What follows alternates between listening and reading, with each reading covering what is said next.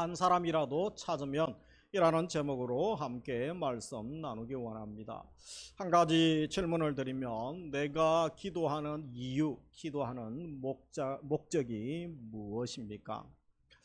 가끔 영화나 이제 아이들 볼 때 만화 같은 경우에 알라딘 램프를 이렇게 싹 문지르면 지니가 나오죠. 주인님 소원이 무엇입니까? 아니면 또 만화책에 드래곤볼에 그저 신용이 나타나죠. 그러면 내 소원과 내 욕망을 이루기 위해서 우리가 기도하고 있지는 않습니까? 우리가 새생명 축제를 앞두고 또 한 영혼을 사랑하고 또 한 생명을 품기 위하여 기도의 목적, 기도의 방법을 분명히 알면서 가을을 맞이했습니다. 무더웠던 여름 더워서 기도 못하셨다면 이제 가을이 되었기 때문에 더워서 기도 못한다는 말씀은 못하실 것 같습니다. 다시 한번 말씀을 통하여 거룩한 도전이 있기를 원합니다. 먼저 우리가 예수님이 사역하셨던 것 보면서 먼저 큰 도전을 받을 수 있습니다. 예수님의 사역을 단편적으로 드러낼 수 있는 말씀 구절이 있죠. 마태복음 4장 23절 세 가지 사역에 대한 말씀을 하시는데 같이 읽겠습니다. 예수께서 온 갈릴리에 두루 다니사 그들의 회당에서 가르치시며 천국 복음을 전파하시며 백성 중에 모든 병과 모든 약한 것을 고치시니. 그래서 괄호 안에 보면 가르치시며 첫째, 두 번째 전파하시며 세 번째 고치시며. 그래서 이 도표를 보시면 나와 있는 것처럼 예수님의 사역은 크게 공생의 3대 사역으로 요약할 수 있습니다. 티칭, 가르침이죠. 우리도 이 말씀에 순종해서 다음 세대들을 가르치고 교육하고 또 제자 훈련하고 이 말씀을 가르치는 것은 대단히 중요한 것입니다. 말씀이 능력의 하나님의 말씀이기 때문에 생명의 말씀 또 예수 그리스도를 알고 구원으로 인도하기 때문에 티칭 사역은 대단히 중요한 것이죠. 예수님도 해당해서 말씀을 가르치셨던 것이죠. 그리고 복음 전파죠. 전파하시고 프리칭 사역이라고 할 수 있습니다. 전도 선교 말씀 전하는 목적이 결국은 생명 살리는 것이죠. 그래서 예수님도 항상 가까운 또 지역의 동네 옆 마을에 가서 기도 전도도 하시고 또 이방인 지역까지 가서 복음도 전파하셨죠. 그러면서 이 치유 사역이 있습니다. 힐링, 치유 사역도 예수님의 큰 사역이시죠. 말씀 전하시다가 환자가 오고 또 전도하러 가시다가 병든 자, 연약한 자를 만나시면 예수님은 불쌍한 마음을 가지셨죠. 긍휼한 마음을 가지시고 또 그들을 치유하시고 육적, 정서적, 영적, 전인 치유가 예수님을 통하여 일어났던 것입니다. 그런데 이 주님의 이 놀라운 사역이 지치지 않고 계속 이 사역을 가능하게 하는 것, 그 비결이 어디에 있습니까? 우리 예수님의 사역을 단편적으로 하루 일과를 잘 나타낸 구절들이 있죠. 여기서 마가복음 1장 35절에 보면 같이 한번 읽습니다. 아직 밝기도 전에 예수께서 일어나 나가 한적한 곳으로 가사 거기서 기도하시더니. 그래서 우리 예수님의 이 3대 사역을 가능하게 하시는 비결, 그리고 또 예수님 우리 마가복음 1장에 보면 예수님 하루 일과를 매일 그러시지는 않으셨겠지만 그래도 예수님의 사역이 얼마나 또 힘들고 분주한 가운데 계셨는가. 오전에는 해당에서도 가르치시죠. 그리고 마가복음 1장 전체를 보면 또 오후에 또 병자들을 고치시고 저녁에도 소문이 나서 얼마나 많은 무리들에 쌓여서 계속 또 사역들을 감당하십니다. 아침부터 저녁까지 밤늦게까지 사람에 또 쌓여 있었죠. 많은 사람들이 찾아옵니다. 혼자 쉴 시간도 없고 또 분주하셨던 예수님. 그래서 예수님이 하나님과 독대하는 시간은 언제밖에 없습니까? 새벽 아직도 밝기 전에 한적한 곳으로 가서 거기서 기도하시던. 우리 예수님은 새벽잠을 좀 줄이시면 새벽에 하나님과 독대할 수 있고 기도할 수 있는 거죠. 그래서 예수님이 아무리 바빠도 아무리 분주하고 아무리 중요한 일들을 해도 놓치지 않는 게 있었습니다. 그것은 무엇입니까? 한적한 곳으로 가서 기도하시더니. 그래서 다시 한번 이 도표 그림을 앞에 보시면 이 세 가지 사역을 가능한 거 제일 밑에 뭐죠? 기도, 무릎 꿇음임을 보게 되어집니다.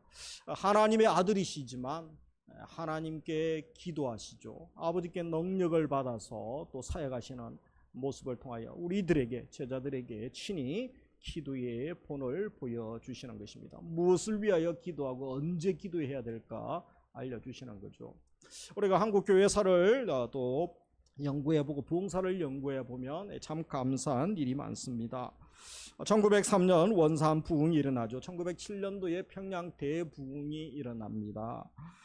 그때 그것을 가능하게 했던 것, 이미 기도의 작은 불씨 하나하나가 모이기 시작해서 그것이 큰 불씨가 불꽃이 되어지는 것을 봅니다.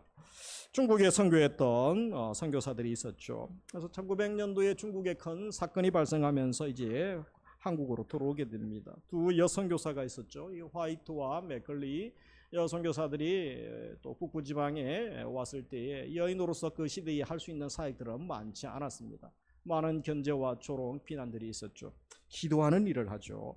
원산에 하나님 부흥을 주시고 눈물로 선교사들이 기도하기 시작합니다. 그래서 이 소문들이 나서 또 다른 선교사들 1명, 2명이 모여서 같이 기도합니다. 성도들이 모여서 함께 기도하기 시작합니다. 이것은 교단을 뛰어넘습니다. 장로교에서 기도한 것이 아니고 감리교 다른 교단과 함께 연합하여 기도하게 되고 연합운동이 전개되어졌던 것입니다.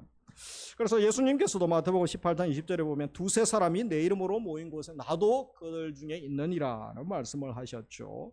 함께 기도하고 함께 모일 때에 역사가 일어납니다. 아무리 혼자 싸움을 잘하고 실력이 좋아도 여러 명이 함께 연합하는 것을 감당하기가 쉽지 않은 것이죠. 그래서 부흥사를 연구해 보면 항상 그 배후에 불씨를 던진 소수가 있습니다. 한두 사람이 거룩한 불씨를 던지죠. 그래서 이 불씨가 모여서 큰 불이 되고 또 부흥이 일어나고 대폭발이 일어나죠. 누군가가 기폭제가 되고 그것이 정폭이 되어서 대폭발이 일어나는 것을 보는 것입니다. 이 사회도 그렇고 영적 세계도 그런 것이죠. 그래서 우리 2부 예배 들으시는 분들, 우리 젊은이들 이제 하반기 시작하면서 특별히 우리가 한 달 동안 오늘 태신자 1차를 작정하고 또 기도하고 계속 전도하며 나아가며 이제 2024년도 여러분 뭐 석 달, 넉 달밖에 남지 않았습니다. 금방 지나가고 2025년 그때 또 새해를 맞이할 분이 다 계시면 좋겠어요. 그 전에 또 하나님 천국 부르실지도 모르시지만 우리가 어떻게 살아갈 것인가, 이 분주한 시대에 악한 시대에 무엇을 하며 살 것인가 하나님 앞에 물으면서 말씀 앞에 서야 되는 것입니다. 5만 번 기도 응답 받았던 이 조지 물리의 사역의 비결 무엇입니까? 그것은 기도에 있었던 거죠.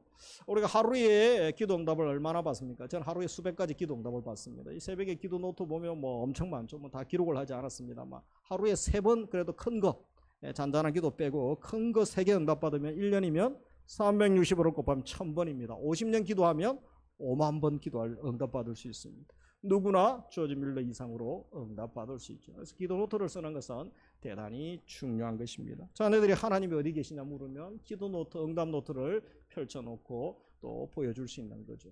우리가 11월에 이 일들을 진행하게 될 것입니다. 그러면서 빌 하이벨스 목사님 너무 바빠서 기도합니다. 바쁘면 기도를 놓게 되죠. 그러나 영적인 사람들은 그렇지 않습니다. 더 하죠. 하루에 2시간 기도했던 종교개혁을 단행했던 마틴 루터, 평소에는 2시간, 그러나 중요한 일이 있으면 기도 시간을 늘리죠. 이 3시간을 기도합니다. 그래서 그래도 내가 신앙생활 하려면 유지하려면 그렇죠. 최소 1시간은 기도하셔야 돼요. 아직도 식사기도 시간, 식사 때 기도도 안 한 분 계십니까? 식사기도 시간 수준의 기도를 하고 있습니까? 거의 뭐 숨이 지금 넘어가고 있는 중입니다. 영적으로는 그렇다는 거죠. 그래서 사역자들은 2-3시간 이상 더 기도하고 우리가 기도의 삶이 얼마나 중요한가, 그것은 나도 살고 내 가족도 살고 내 주위에 있는 사람을 살리느냐 죽이느냐와 관계되기 때문에 그런 것이죠. 이렇게 기도가 중요하다면 누가 기도할 수 있습니까? 기도는 누가 합니까?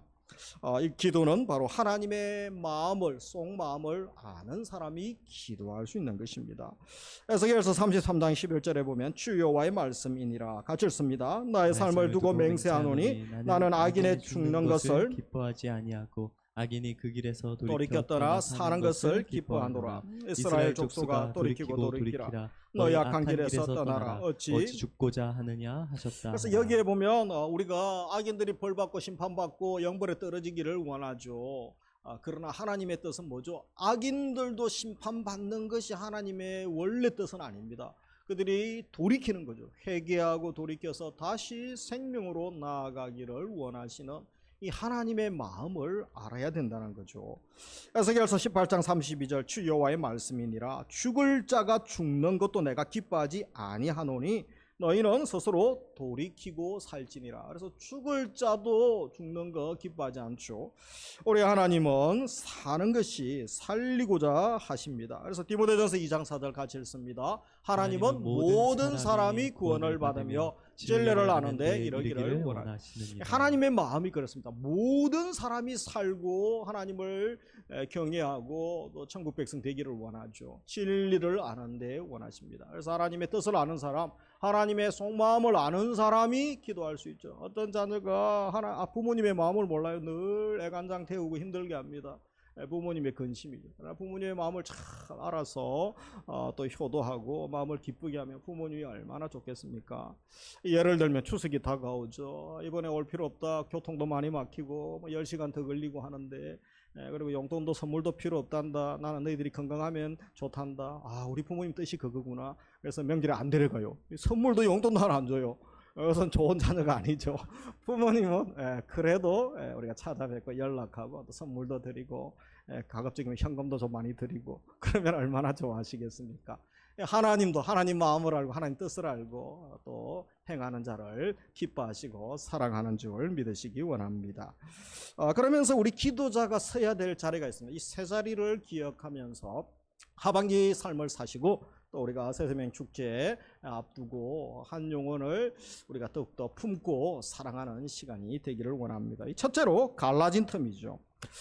우리 에스겔서 22장 30절 같이 읽습니다. 이 땅을 위하여 성을 쌓으며 성 무너진 데를 막아서서 나로 하여금 멸하지 못하게 할 사람을 내가 그 가운데서 찾다가 찾지 못했습니다. 그래서 여기 보면 성을 쌓고 성 무너진 데가 있죠. 무너진 데를 막아서서 나로 하여금 멸하지 하나님의 심판이 임하지 않도록 할 사람이 필요하다는 거죠. 그 사람을 찾았는데 결론은 못 찾았다는 거죠. 그래서 31절에 보면 하나님의 분노와 또 진노의 불이 응하게 되는 것을 봅니다. 그래서 우리 기도자들이 하나님의 자녀들이 서야 될 자리가 어디입니까? 그림 보는 거 보면 나와 있는 것처럼 이 갈라진 틈에 서야 돼. 결렬된 곳. 그래서 하나님이 계시죠. 그리고 우리 각자가 있습니다. 그런데 바로 어려운 곳이 생기죠. 결렬된 곳이 되고 빈틈이 영적인 빈틈, 분열 그런 곳이 생기죠. 미움, 다툼, 분열.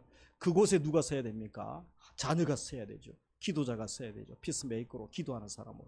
그래서 그것이 가정일 수 있습니다. 집안일 수 있습니다. 어떤 도시일 수 있습니다. 민족이고 열방, 나라일 수 있습니다. 우리가 어디에 서야 됩니까? 그곳에 서야 된다는 것이죠.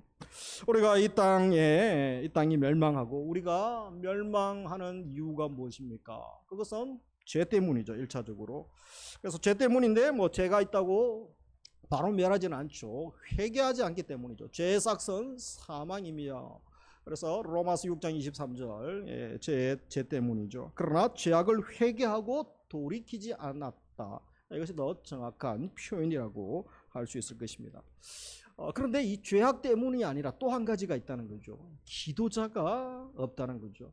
그 땅을 품고 그 가족 그 사람들을 품고 눈물로 기도할 사람이 없다는 거죠. 오늘 읽었던 예레미야 5장 1절이죠. 너희는 예루살렘 거리로 빨리 다니며 그 넓은 거리에서 찾아보고 알라. 같이 읽습니다. 너희가 만일 정의를 행하며 진리를 구하는 자를 한 사람이라도 찾으면 내가 이 성읍을 용서하리라. 그래서 우리가 이미 지난달까지 예레미야서 새벽 또 매일 성경 큐티 본문에서 다루었죠. 예레미야와 바룩 외에는 의인이 없었던 거죠. 하나님의 마음을 알고 그 지역을 품고 또 그 시대의 아픔을 알고 기도할 사람이 없었다는 것입니다. 한 사람이라도 찾으면 내가 그 성읍을 용서하리라. 이 멸망의 이유가 의인 한 명, 기도하는 사람 한 명이 없을 때가 있는 것입니다. 우리 기업, 우리 집안 그럴 수 있죠. 이 지역 사회가 그럴 수 있습니다. 세상은 원래 악합니다. 그런다고 망하지는 않죠. 문제는 기도하는 사람이 없다는 것입니다. 그래서 이렇게 중보 기도자가 없기 때문에 개인, 가정, 직장, 공동체, 민족, 나라, 열방도 무방비 상태로 무너지는 거죠. 누군가는 그 자리에 서서 기도하고 막아야죠. 방어를 해야 되는데 그냥 그런 사람들이 없으니까 어둠의 세력이 무조건 공격하게 되는 것입니다. 이제 우리가 기도해야 되는 것입니다. 이런 사역을 감당했던 구약의 많은 믿음의 사람들이 있죠. 모세의 중보기도는 어떻습니까? 시편 106편 23편에 보면 그러므로 여호와께서 그들을 멸하리라 하셨으나 그가 택하신 모세가 같이 읽습니다. 그 어려움 가운데에서 그의 앞에 서서 그의 노를 돌이켜 멸하시지. 그래서 어려움 가운데죠. 어려움 가운데 개역 한글 성경에서는 결렬된 중에서 그렇게 도표처럼 표현되어 있는 거죠.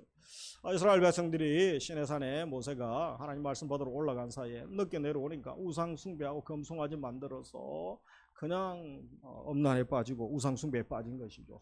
하나님이 노발대발하시죠. 심판이 임하는데 막아서서 기도하는 사람이 있었다는 거죠. 아브라함의 기도는 어떻습니까? 우리가 창세기 18장 이후에 보면 아브라함의 기도, 그 사람들이 거기서 떠나 소돔으로 향하여 가고 아브라함은 여호와 앞에 그대로 섰더니, 그래서 이 소돔과 고모라를 심판하시기 전에 이 아브라함과 먼저 만나주시고 아브라함의 기도가 또 등장하는 것을 봅니다. 그래서 하나님 너무 억울합니다. 의인을 악인과 함께 멸하시겠습니까? 그런 부분 없지 않습니까? 그래서 그 성에 의인 50 있으면 용서해 주시겠다고 합니다. 45명, 40명, 30명, 20명, 10명까지 가죠. 그래서 32절에 보면 이르시되 내가 10명으로 말미암아 멸하지 아니하리라. 그런데 어떻습니까? 10명이 없는 거죠. 그래서 근데 멸하시는 중에 중요한 게 뭡니까? 이 아브라함의 역할이 중요한 역할을 또 하게 됩니다. 19장 29절 같이 읽습니다. 하나님이 그 지역의 선흥을 멸하실 때에 곧 롯이 거주하는 성을 엎으실 때에 하나님이 아브라함을 생각하사 롯을 그 엎으시는 중에서 내보내셨더라. 그 성이 멸하죠. 소돔과 고모라의 유황불이 떨어지게 되죠. 하나님의 심판이 임합니다. 그런데 그 멸하는 중에 어떤 일이 일어납니까? 아브라함의 이 기도, 하나님 앞에 간절한 부르짖음이 있었죠. 그래서 마지막에 보면 하나님이 아브라함을 생각하사 롯을 그 엎으시는 중에서 내보내셨더라. 구원해 주시는 거죠. 이 시대 우리에게 필요한 말씀입니다. 아브라함 대신에 자기 이름을 넣는 거죠. 하나님이 나의 기도를 생각하사, 나를 생각하사 롯은 태신자들, 내 가족 자녀 태신자를 그 엎으신 중에서 내보내셨더라. 이런 일이 하반기에 일어나기를, 우리 교회도 일어나기를 주의 이름으로 축복합니다. 아브라함인 우리가 뭐 해야 됩니까? 기도를 하는 거죠. 무릎 꿇고 그들을 품고 기도하는 삶이 대단히 중요한 것입니다. 첫 번째, 이 갈라진 틈에서 결렬된 곳에서 우리가 기도하는 거죠. 두 번째는 어디서 기도합니까? 성벽 위에서. 이 그림이 조금 좀 약해 보이지만 이 군인이 이렇게 깃발 들고 서 있는 그림이면 좋은데 제가 찾지를 못했습니다. 그래서 이 그림을 같이 한번 읽습니다. 이사야 62장 6절. 예루살렘이여 내가 너의 성벽 위에 파수꾼을 세우고 그들로 하여금 주야로 계속 잠을 너희 여호와로 기억하게 하시는 자들아 너희는 쉬지 말고. 그래서 누구를 세우죠? 성벽 위에 파수꾼. 군인이 그죠? 파수꾼의 역할을 감당하죠. 이번에 우리 안타까운 것은 그저 어느 지역에 그저 경찰들이 그냥 36시간 동안 순찰을 안 했어요. 그래서 안 죽어도 될 사람이 죽어서 너무 가슴 아프지 않습니까? 군인은 더더욱 그래야 된다. 군인은 우리가 하나님 나라의 영적 군인이고 파수꾼이죠. 그래서 너희가 쉬지 말라. 하나님이 바로 이 거룩한 일들을, 하나님의 일들을 감당하시도록 또 지키시고 보호하시도록 구원 역사를 이루시도록 우리가 할 일은 거죠. 영적 파수꾼의 임무를 감당하는 것이죠. 파수꾼은 경계 임무를 잘해야 됩니다. 그 한 사람이 졸고 일을 감당 못하면 뭐죠? 적들이 새벽에 밤에 쳐들어올 때에 성 안에 있는 사람들이 다 몰살합니다. 그래서 전쟁사에 이런 말이 있죠. 전쟁에 실패한 사람은 용서받을 수 있지만 경계 임무에 실패한 사람은 사형이죠. 사형. 용서가 안 되죠. 그 사람 때문에 그 사람 졸아서 그죠? 북한군이 다 밤에 새벽에 쳐들어오는 거죠. 그리고 방어를 할 수 없는 것입니다. 우리가 영적 파수꾼입니다. 그래서 내가 영적 이 경계 임무를 감당해야 됩니다. 그것은 기도의 사명이죠. 새벽을 깨우고 밤에 기도하시고 작정해서 기도하시고 하나님과 만나는 그 일정한 시간이 있어야 됩니다. 없으신 분들은 다 제자 훈련 받으세요. 또 3년 동안 하실 수 있도록 저희들이 도와드립니다. 이번에 어르신들이 훈련 받으시려고 너무 사모하셔서 얼마나 감사한지 젊은 분들 도전 받으시고 3040 세대들 큰 도전 받으시기를 주의 이름으로 권면합니다. 그래서 우리가 영적 파수꾼이죠. 이 가정, 교회, 비전동, 또 우리 직장, 사업장의 파수꾼입니다. 옆에 분들과 인사하겠습니다. 우리가 영적 파수꾼입니다. 우리가 영적 파수꾼입니다. 네, 우리가 하나님의 파수꾼입니다. 우리가 하나님의 파수꾼입니다. 그리고 세 번째 우리가 써야 될 자리 영적 전투 현장이죠. 그림에 나와 있는 것처럼 전투 현장에 우리가 서야 되죠. 에베소서 6장 12절 우리의 씨름은 혈과 육을 상대하는 것이 아니요 통치자들과 권세들과 이 어둠의 세상 주관자들과 하늘에 있는 악의 영들을 상대하는 거죠. 어둠의 세력들과 또 우리가 영적 전투를 치르는 거죠. 13절 같이 읽습니다. 그러므로 하나님의 전신갑주를 취하라. 이는 악한 날에 너희가 능히 대적하고 모든 일을 행한 후에 서기 위함이라. 그래서 이 전신갑주를 취해야 되면 영적 전투에서 우리가 싸워 이기려면 그냥 아무것도 무장하지 않고 가면 그죠. 칼, 총에 또 화살에 맞아 죽는 거죠. 머리는 그저 보호하는 것, 가슴도 호신용 보호하는 것들, 발까지. 그 다음에 호신용 말고 또 뭐가 있습니까? 방어용, 그죠? 방어용, 방패도 있어야 되고, 그리고 공격무기, 창, 칼도 또 있어야 되는 것입니다. 이렇게 영적으로 우리가 준비해야 될 것을 에베소서 5장에서는 또 6장에서는 말씀하고 있는 것입니다. 그래서 영적 전투에서 우리가 승리하게 두 가지죠. 왜 이렇게 합니까? 능히 대적하고 악한 날에. 또 하나 모든 일을 행한 후에 서기 위함이라 이렇게 말씀합니다. 기도가 나오죠. 그 중에 한 가지 중요한 것, 기도의 삶. 이것은 대단히 중요하다라고 말씀하는 것입니다. 그렇다면 우리가 이 기도가 중요한데 한 영혼 살리고 한 생명 또 사랑하기 위하여 이 기도의 삶은 대단히 중요합니다. 우리 어디에서 우리가 이런 삶을 살 수 있습니까? 우리 먼저 우리가 이 평택의 영적 현실을 좀 알아야 됩니다. 평택 비전동 구원받을 사람들이 너무 많습니다. 최근 평택시 보고서를 참조를 하면 인구가 한 63만 작년에 물론 외국인 등록한 분들 포함해서 그렇죠. 그리고 평택 시민이 아니지만 한 와 있는 사람들이 근로로 여러 이유로 오신 분들 한 20만 명 정도 된다고 합니다. 그래서 이제 80만 명 정도 거주하고 계시는데 조만간 한 100만 명이 넘을 것에 대한, 왜냐하면 이제 브레인시티와 고덕 또 신도시들이 계속 유입 인구들이 많아지기 때문에. 그래서 지금 지방 소멸 때문에 지방들 얼마나 고민이 많습니까? 그러나 이제 평택은 점점 도시가 커지는 것은 또 감사할 부분들이 있습니다. 그러나 영적 세계는 그렇지가 않습니다. 복음화율이 20% 정도밖에 되지 않죠. 사실 그 중에 상당수가 이단들이 포함된 개수된 것입니다. 그리고 우리 평택시의 제1 종교가 뭐죠? 개신교, 불교가 아닙니다. 무교 53%, 요즘은 60% 넘어간다고 하는데 50% 이상 제1 종교가 이미 무교입니다. 나는 신을 믿지 않습니다. 나는 종교생활 하지 않겠습니다. 이런 분들이 점점 많아지고 있습니다. 그리고 이단들이 점점 많이 유입되고 있고 또 이단들이 많이 들어오고, 그리고 이제 외국에서도 많은 분들이 오면서 이슬람이나 이 타종교도 많이 들어오게 되죠. 그리고 우리 교회 주위에는 특별히 또 이제 무속의 그런 영향들이 이전에 아주 강했고 요즘도 조금씩 또 영향을 미치고 있는 것을 봅니다. 도박, 알코올, 성적 타락, 동거, 마약, 낙태, 각종 폭력 증가하는 그런 보고들이 있습니다. 그리고 얼마 전에 또 남번 인권 조례가 만들어졌죠. 그래서 우리 다음 세대들 교육과 특별히 또 앞으로 우리가 복음을 온전히 전하고 진리를 수호하는 데 큰 또 저항들을 여전히 경험하고 있습니다. 역사적으로 보면 평택에도 전투가 있었습니다. 이 소사벌 지역이 지금 개발된 소사벌 전투가 있었죠. 큰 전투가 2번 있었다고 합니다. 임진왜란 때 그 지역에 많은 피 흘림이 있었죠. 청일 전쟁 때도 그곳에서 전투로 많은 사람들이 죽었습니다. 그리고 독립운동, 3.1운동이 평택 안성 지역에 연계해서 또 많이 나라 독립을 위하여 희생하신 분들도 많고 기념비들도 있죠. 그리고 최근에 이제 메르스가 평택에 지나갔죠. 그리고 다 같이 코로나19 3년 동안 많은 분들이 또 고생을 하기도 했습니다. 세계 최대 해외 미군 기지가 여기 있습니다. 그래서 평택이 이제 또 복음 전하기도 좋고 관계된 많은 우리 성도님들 또 시민들도 계신 것이죠. 대기업이 많이 들어오고 도시가 더 클 것에 대한 기대감이 있습니다. 그러나 영적으로는 더 많은 이단들, 더 많은 또 타종교 이슬람이 들어오기도 하고 더 많은 범죄, 타락에 가속하는 더 진행될 것입니다. 그런 것 보면 어른들은 한숨을 쉬죠. 소망이 없습니까? 절망일까요? 그렇지 않죠. 오늘 말씀을 읽었던 것처럼 기도하는 예루살렘의 의인 한 명, 기도하는 그 중보기도자 한 명을 하나님 찾으시는 것입니다. 내가 기도하고 있기 때문에 비전동이여 안심하라. 내가 기도하기 때문에 평택이여 안심하라 외칠 수 있습니다. 생명의 빛 예수 그리스도를 섬기고 모시는 교회가 살아있다면, 교회가 사명을 감당한다면 여전히 소망이 있는 줄 믿으시기 바랍니다.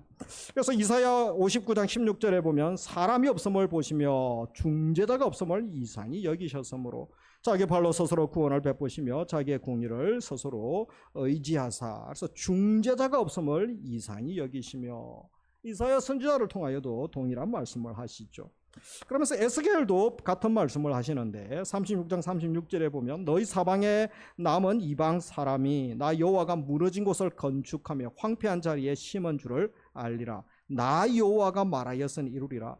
그래서 하나님이 이제 다시 포로로 끌려가고 이스라엘이 회복되죠. 출바벨론 사건이 일어나고, 근데 하나님이 회복시켜 주시고 다시 구원 역사를 이루실 것에 대한 소망의 말씀을 주십니다. 그래서 36절에 보면 나 여호와가 말하였으니 그 일을 이루겠다는 거죠. 하나님이 주권을 가지고 전적으로 하시죠. 우리는 그러면 가만히 있으면 됩니까? 그게 아니죠. 37절 같이 읽습니다. 주 여호와께서 이같이 말씀하셨느니라. 그래도 이스라엘 족속이 이같이 자기들에게 이루어 주시기를 내게 구하여야 할 이스라엘 족속 대신에 자기 이름을 넣는 거죠. 그죠? 하나님의 능력으로 주권적으로 구원 역사를 이루고 회복과 또 재건을, 영적 재건을 일어나게 하시죠. 그러나 우리가 할 일은 가만히, 하나님 다 하세요, 가만히 있어서 되는 것이 아닙니다. 기도하고 우리가 말씀에 순종하면서 행하는 거죠. 그래서 내게 그래도 너희가 이같이 자기들에게 이루어 주시기를, 우리에게 이루어 주시기를 하나님께 구하여야 할지니라. 이것이 우리의 사명입니다. 하나님이 이루시죠. 구원 전적인 하나님의 은혜고 하나님이 삼일체 하나님이 하셨죠. 그러나 이제 우리가 할 일은 무엇입니까? 기도하고 하나님 뜻을 알고 또 그 말씀에 순종하며 살아가는 것, 그런 자들에게 하나님의 역사가 임하고 간증의 주인공으로 살아갈 수 있는 것입니다. 우리에게도 이런 은혜 주시기를 원합니다. 오늘 37절의 말씀, 그래도 너희가 이루어 주시기를 구하여야 할지니라. 강력한 하반기에 또 9월 한 달 도전의 말씀으로 주시기를 주님의 이름으로 축복합니다. 여러분, 수술 확률이 5,000분의 1이라면 수술하시겠습니까? 0.02%죠. 사업에 이제 새롭게 투자하는데 당신 사업 성공 확률이 1%가 안 됩니다. 사실 보니까 0.02%밖에 되지 않습니다. 5,000분의 1인데 아무도 투자하지 않을 것입니다. 수술도 1%도 되지 않으면 하지 않겠습니다. 50%가 돼도 할까 말까인데, 그죠? 그런데 여러분, 5,000분의 1의 확률, 성공 확률인데 이루어진 게 많습니다. 그 중에 하나가 우리가 한국 전쟁 때 인천 상륙 작전이죠. 우리나라가 이제 망할 위기에 놓였습니다. 그런데 인천 상륙 작전으로 이제 나라의 허리에 지역에 연합군이 들어오게 되죠. 그래서 북한의 위쪽에 있는 그 군대와 또 보급이 차단되면서 다시 회복이 되어지고 서울도 수복되어지는 일들이 일어납니다. 그러면 이 5,000분의 1 불가능한 이 일이 어떻게 인천 상륙 작전이 가능해졌겠습니까? 많은 사람들이 메가드의 탁월한 지략 때문입니다. 아니면 우리나라 월미도, 팔미도 그쪽에 특공대가 먼저 목숨 걸고 들어가지 않습니까? 특공대가 대단한 역할을 했기 때문에 그렇습니다. 어떤 분은 운이 좋아서 그렇죠. 운이 좋아서 그렇게 이야기합니다. 그렇지가 않습니다. 바로 그때의 남쪽 지역의 절체절명 상황 가운데 이런 일이 있었죠. 인천 상륙이 가능할 수 있었던 것, 낙동강 최종 방어 전선이 이제 무너지면 우리나라는 망하는 시점입니다. 그때 북한에서부터 전국에서 이민 온 사람들이 초량교회 중심으로 교역자들이 모이죠. 그래서 그들이 밤을 새면서 철학 금식합니다. 부산 초량교회에서 목회자 성도들이 마지막 나라가 망하는 시점에서 눈물을 흘리며 식음을 전폐하고 밤을 새면서 살려달라고 한 번 더 우리나라에 기회를 주옵소서. 그때 금식하는 중에 바로 인천 상륙 작전이 성공하게 된 것입니다. 여러분, 이처럼 이 기도하는 사람이 목숨 걸고 한 영혼을 품고 정말 사랑하는 마음이 있을 때에 그 기도하는 그 열정과 그 마음이 하나님께 전달되어진다는 것을 믿으시기 원합니다. 하만의 모락에 전멸당할 유대인들이 구원받죠. 무엇 때문에 그렇습니까? 에스더가 3일간 죽으면 죽으리라 목숨 걸고 금식하죠. 모르드게와 포로기의 소수의 그리스도인들이 같이 금식하면서 연합하여 하나님의 은혜를 사모할 때에 다시 그들을 살려주시는 거죠. 엘리야의 갈멜산 전투의 승리의 비결, 하나님의 사람이 무릎 꿇고 간절히 기도하죠. 머리를 무릎에 박고 간절히 기도하는 것입니다. 우리 예수님 하나님의 아들이신데 여러분 공생의 사역 시작하실 때 제자훈련 하시기 전에 무엇 하십니까? 40일 금식하시죠. 하나님께 기도하시면서 엎드리셨습니다. 이제 우리 차례인 줄 압니다. 우리도 이런 기도의 사람, 기도의 거룩한 사명을 가지고 다시 하반기를 생명 살리고 생명 사랑하기 위하여 한 영혼 나 때문에 살아날 수 있다면, 한 영혼이 하나님 사랑 경험할 수 있다면 이것보다 복되고 행복한 일이 어디 있겠습니까? 우리에게도 이런 은혜를 주시기를 주의 이름으로 축복합니다. 말씀을 마무리합니다. 우리의 기도의 목적이 뭡니까? 내 소원 이루고 내 욕망 달성하는 것이 아니죠. 한 영혼 살리는 거죠. 한 영혼 사랑하고 한 영혼 살리는 것, 이 분명한 목적을 기억하기 원합니다. 그래서 생명 살리고 사랑하기 위하여 우리가 할 일은 엎드리는 거죠. 기도하고 엎드리는 것입니다. 이 영적 전투의 목적도 그렇습니다. 이 싸워서 이기고 내 이력 화려하게 만드는 게 아니죠. 생명 살리기 위하여 영적 전투를 치릅니다. 아이를 살리기 위하여 부모는 새벽에도 응급실에 가고 그죠? 줄을 서서 오픈런 하면서도 아이 때문에 수고하는 일들이 얼마나 많습니까? 생명 살릴 그 사랑과 열정이 있다면 우리가 더 기도할 수 있는 거죠. 하반기에 우리가 태신자 작정하고 또 10월 달에 새생명 축제를 할 것입니다. 우리가 이 시간 영상을 보기 원하는데요. 이 한국교회 초기에 권서인이라는 사람들이 있었습니다. 이 사람들이 이제 번역된 성경들을 몰래 숨겨서 등짐에 숨겨서 이렇게 지역에 전달해 주는 일을 하셨는데요. 많은 분들이 순교당하기도 하고 맞기도 하고 조롱당하기도 했습니다. 그런데 선교사에 한국 세계 선교사에 놀라운 일은 우리나라에 선교사가 들어오기 전에 교회가 세워져 있었고 성경책이 들어와 번역된 성경책이 들어와 있습니다. GBT 선교사들에 의하면 한 나라의 언어를 번역하는데 20년이 걸립니다. 10년 동안 문화 배우고 10년 동안 성경 쓰는. 근데 이 일이 이미 선교사가 들어오기 전에 있었죠. 그래서 역사를 공부해 보면 중국의 존 노스 선교사가 그의 제자들이 그죠 성경을 번역하고 목숨 걸고 압록강 두만강을 건너오게 되죠. 제가 단기 선교를 제일 많이 갔던 지역이 그 지역들입니다. 그래서 앞으로 이제 우리 성도님들도 청년들도 그 지역을 제가 이제 중국과 북한과 조금 조건이 좋아지면 이제 가게 될 것입니다. 그래서 이 시간 우리가 이 권서인들이 어떤 사람인지 이 영상을 통하여 함께 보기를 원합니다.